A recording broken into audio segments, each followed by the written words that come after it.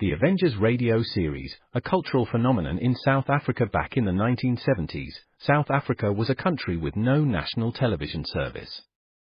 It wasn't until 1976 that the country would get its first taste of television broadcasts.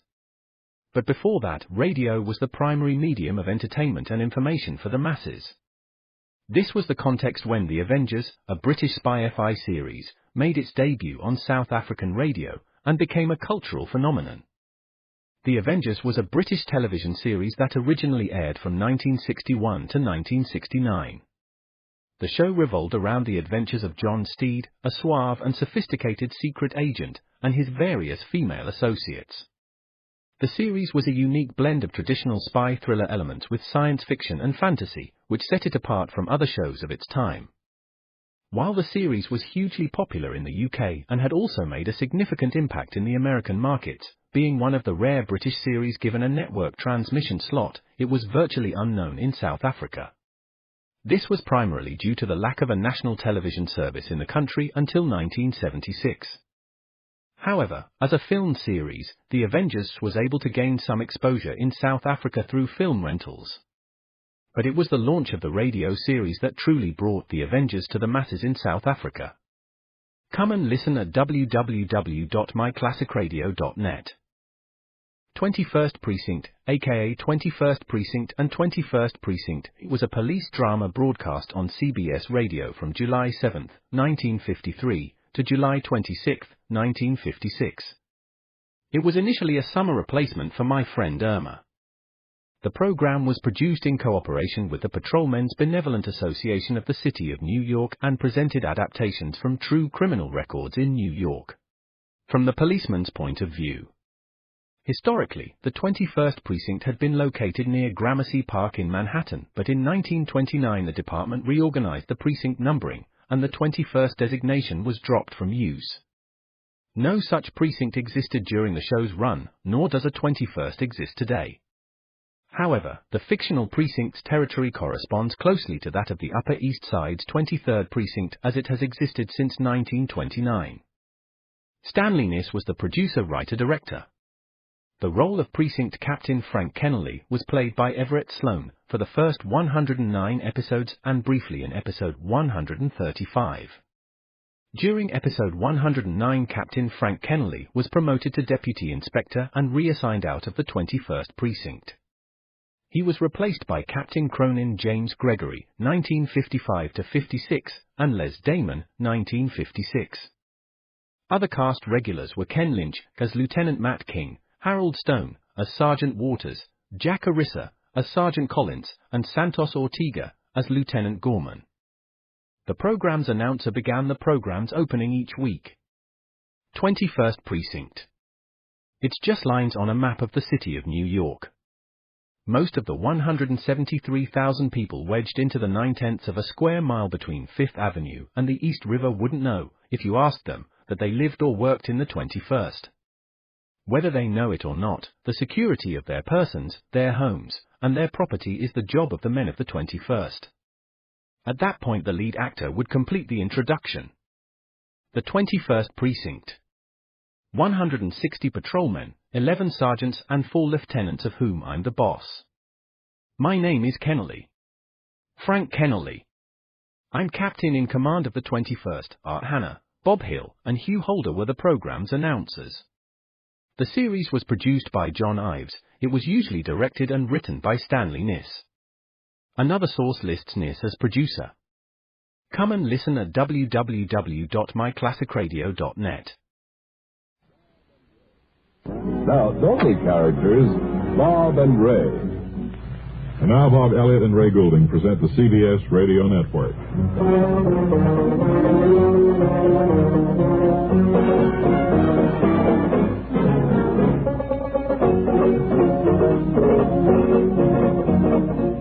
Hello, everybody. Hi. And we have a few extra minutes today. We thought we could devote here at the beginning of the program to questions from the audience. Well, of course, as you can imagine, a lot of people have questions about our program, our cast, and our studio activities, and this would be the time to answer some of them.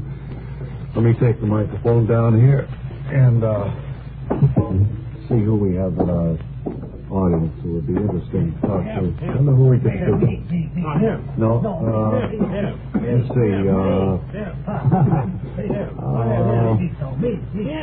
Oh, okay. How about him? Okay. Hiya, Bob. How are you? Good, Let me thank shake you. your hand there. Then you can go home and say you shook my hand. All right. Oh, boy. It's a thrill, isn't it? Oh, well, I know you're only I've kidding, seen- but it really is. I've seen you in our audience before. You're almost a regular here. 2 or 3 days a week you're sitting there. That's it. Quite often. Hmm? Bob, I want to ask you a question. Do you know what year they built the Coliseum out there in Los Angeles? I have a little bet going. I wondered if you know. I don't know the exact year. I think Ray might know it. Let me ask him. He's up on stage now doing the baked potatoes. Ray, Yeah. are potatoes done? No. Do you know when the Coliseum in Los Angeles was built? I think it was built for the 1933 Olympics around there. Does that answer your question, sir? It's not very definite. Well, that's what he thinks, anyway. It's It about, looks older than that. about the best Because I answer. was looking at it at the World Series, and it looked old. It looked as old as the Coliseum in Rome. Well, What year was that built, incidentally? that was about 1931, I think. Or 30. Was it? Do you know, Ray? What? The Roman Coliseum. Oh, that was built before the First World War, I thought so. 1912. Yeah, at least that, sir. Oh, well, thank you very much. Anything else we can help any of you people on? How about this little lady here who's got a nice smile? Ma'am, do you have a Oh, question? my little cat was wonderful. Huh? Yeah? His name was Thistle Blossom. He named himself because his fur was so soft, like that of the purple part of a thistle blossom. Yeah. And his little fingernails were like the prickles around the Sure. outside. Well, about a question for And he you. got so that he knew everything. He could do all sorts of things, and he could almost talk. No, they're wonderful. Thistle was a wonderful little cat. He knew so much. Potatoes right You here. have better table manners Pretty and soon. enjoy your children. I told him to eat slowly. Oh, When he was a little kitten, Is that a I cat, just Bob? let him take one piece of meat at a Real time. boring here. Yeah. And I'd tell him to Can't chew it seem to well. break And out. I'd make my jaws close so I was Oh. chewing. He learned what I meant. Stuff with cheese on those baked If potatoes? I said, all right, he'd I swallow. like them that way. Marshmallow. If I said chew it some more, he'd chew it Yeah. some more. Yeah. And he could take the... Bob, who's the windbag? I don't know who she is. I He'd can't. paw it with his right Yeah. paw. He'd tip over the You know glass. what 1 minute Put his costs left paw on to on hold radio? Ma'am, your time is almost And up. then he would claw it. Oh. Yeah. He got the cover off. Dry Look up! at me and smile. Yeah. Oh, Curl smile. the corners of his mouth up and Oh, back. A cat? And smile. Would do that, huh? And he knew a waltz when he heard it on the radio. Oh, come on. She doesn't seem to have any Paw on my questions. foot and sit down in front of me. That meant pick me up. Uh-huh. So I'd pick him Bob, up you've and got more walk patience around than I him. have. I'd have hit him with the microphone. No, wait. It's getting interesting now. I'm kind of, yeah. And What else? Thistle died Oh, March yeah. 12th, I think, or Oh, 11th, too bad. 1929. Oh, well, I want to thank you very much for chatting with us. Ray, it seems as if, let me come back up on stage. You know, I think made an we're awful blunder. leading with our chin going out to the audience that way. You never know who you're going to talk to. No, but that's part of the fun of it, the thrill of meeting people face to face and coming up with whatever you can with them, you know. Well, that's part of CBS Radio, too. Everywhere you go, there's CBS Radio. So why don't all of you folks listening just to make it a plan now to stick your dial right here at your CBS station, because that's where you'll get all the wonderful world of CBS Radio. Yes, we have good programs. Best in news, as you know, and the programs are tip-top. Well, I mean, look at this show. Ho, ho, and we're typical. Well, I wouldn't say that. No, because that casts aspersions on Right. some of the others. Well, let's leave it this way. Set your dial where it is right now and keep it there if you want the best in radio. Now then, we have Mr. Webley Webster of the book department of the Bob and Ray Enterprises, who's here with Bob, it wasn't broken. what was it? My nose. Oh, good. No, the doctor x-rayed it, and he said it was just like a sprain. It's like a punch there. A sprained nose. Cartilage. Oh, I see. Is it painful at all? Or He said my profile has been altered a little. let me see. Turn around. Right. Let me take a look. That's not too bad. Or put it out. Well, that won't happen again because, we've taken that invisible shield out. oh, you have? Yeah. I didn't know. So now we're free right in front of the audience. Bob, I've been reading a book that's wonderful. I recommend it for all your listeners, kids and old folks, everybody. It's written by Milton Gross, he's the sports editor of Radio Folk. Yeah. And it's called 18 Holes in My Head. Hey, that's a good title. That must have to do with golf, I guess, doesn't it? And it has 148 pages. Mm-hmm. 375, so let's see how much is out of pay. Well, we don't have to go into all that. You have read it, and I plan now to have your players do a scene from it. The Webley Webster players are downstairs now in the studio, all set to reenact what I think is the most interesting part of 18 Holes in My Head. Good. Go ahead, downstairs.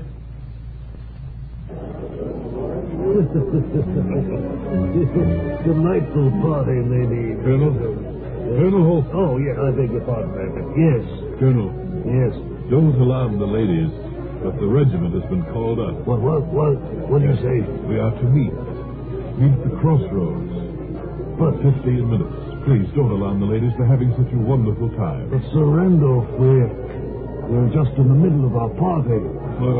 When the king calls us, we must answer his call. Yes. Well, I'll try to make excuses, but... Please, hurry. No.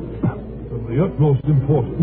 Yes, I'll go. Yes, of course. Tell the others. Tell the men I'll be there shortly. Aye.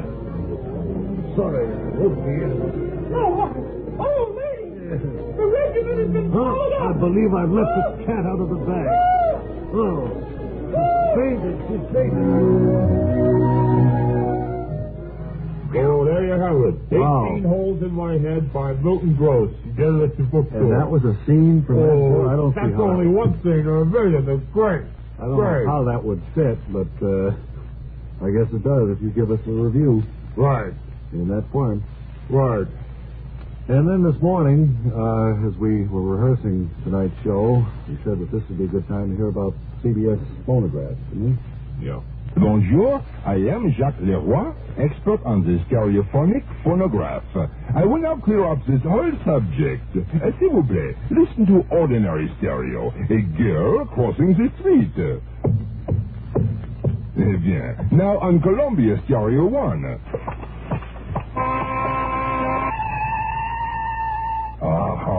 That was a pretty girl crossing the street. Quelle différence! The fantastic Columbia Stereo 1 phonograph gives you all the realism and excitement of a live performance. Walk in a moment, mademoiselle. Oh la la. Oh, pardon. You see, only Columbia has exclusive stereo projection. Not just a few separated speakers, no, but multiple speakers that send interlocking circles of sound through every inch of the room. See the Columbia phonograph, man, tout de suite. Columbia Stereo 1 portable start at $39.95. Consoles from $129.95. Attendez, ma chérie! Wait for me!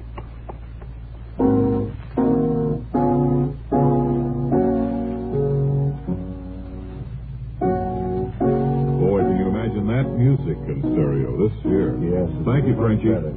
With his theme, Old MacDonald Had a Farm, E-I-E-I-O. Once again, we introduce the Bob and Ray Director of Agriculture and Farm Topics from the Lackawanna, New York Field Station, Mr. Dean Archer Armstead. Hello, Dean. Hello, Bob. Hello, everyone. Do you have a guest with you today? Bob, this fellow standing here in overalls is Hank Hazelton. Hank, nice to make your acquaintance. Hank was in charge of Very nice to know you. Just a second, Hank. Just a second. Hank was in charge of the compost up at the Lackawanna station. At the experimental station. Hank, I wonder if we come up here now and explain to Bob and to Ray, too, if he cares, and to the audience. Yes, go ahead. Did you put a bell in there? Yeah. Well, Hank has some very wonderful interesting thoughts for compost pile, and we have one of the most successful, you know. We use tomato vine. I know you do. We use wood shavings, sawdust, and everything. Well, in the past years, this has worked out very well. I know that experimentally you began doing this 4 or 5 years back. Your pine and leaves we use, too. Until you find that this is the best thing in the world, and next spring we'll put on your flower bed. Say, Dean, This is Hank Hazel, ladies and gentlemen. Grass cuttings and any like that would be very good in your compost heap. Well, Hank, grass cuttings, Hank, could you tell us this? How often should a fellow get out and stir it up? Or, once nature takes over and starts working? We recommend about once every 2 or 3 weeks. What's the matter with me? Talk's got a funny... He's got a funny microphone for me. Once every 2 or 3 weeks, Hank? Stir it up, right? About right, yeah. Hank Hazel, ladies and gentlemen, in overalls. We're nice having you here, and we'll bring it back, and if they ever have any purple and I'm sure Dean will take you back in the station wagon. on the compost, let us know. You're still doing the early morning show up there, Dean? Yes, that's right, Bob.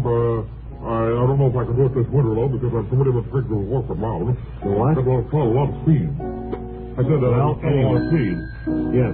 We've been listening to Dean Archer Onstead of the Lackawanna, New York Field Station, Robin Ray's Agriculture Director. I got it.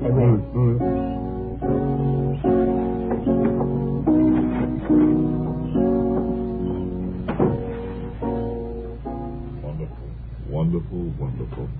Just think, all the way down to Lackawanna, and they didn't spend more than 3 or 4 minutes. I know. Well, that's part of the expense we go to present a good program. Yeah, that's so true. And let's see. I wonder how that lady is, and what was the name of her cat? Well, that shows you now. She's asleep. Thistle, I think it was called. She's asleep now. Wouldn't you know it? Yeah, well, you told a long story there. Is anyone else you know? I was going to suggest we go out in the audience again. Well, you know there isn't any audience there. I mean, it's kind of make-believe. No, it isn't, Bob. Uh-huh. Now, come on. You did this the other day, and you had everyone. You had the mail coming in here by the... What do they say? I saw that pile of mail come in. It said, Bob and Ray, you can't fool us. We know that there are 4 or 5 in your cast, and that you have an audience. People have been waiting in some instances for over a year to get tickets to your show. Yeah.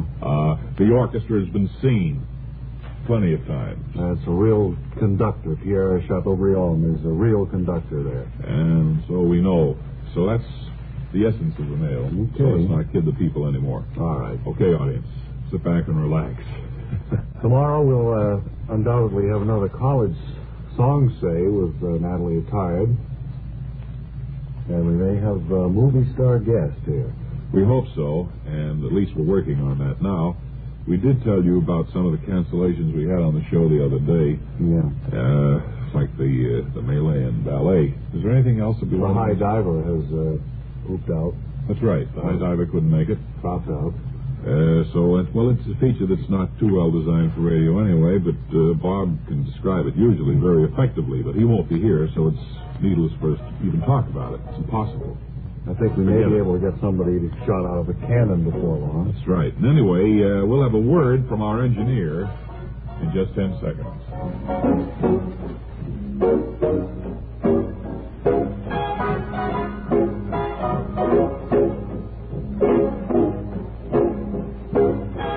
Here now is today's word from our engineer. Better use the other microphone. That one's dead. Thank you very much. And until tomorrow, this is Ray Goulding reminding you all to write if you get work. Bob Elliott reminding you to hang by your thumb. Tomorrow, for the Gary Moore Show, it's the CBS Radio Network. CBS Radio Network.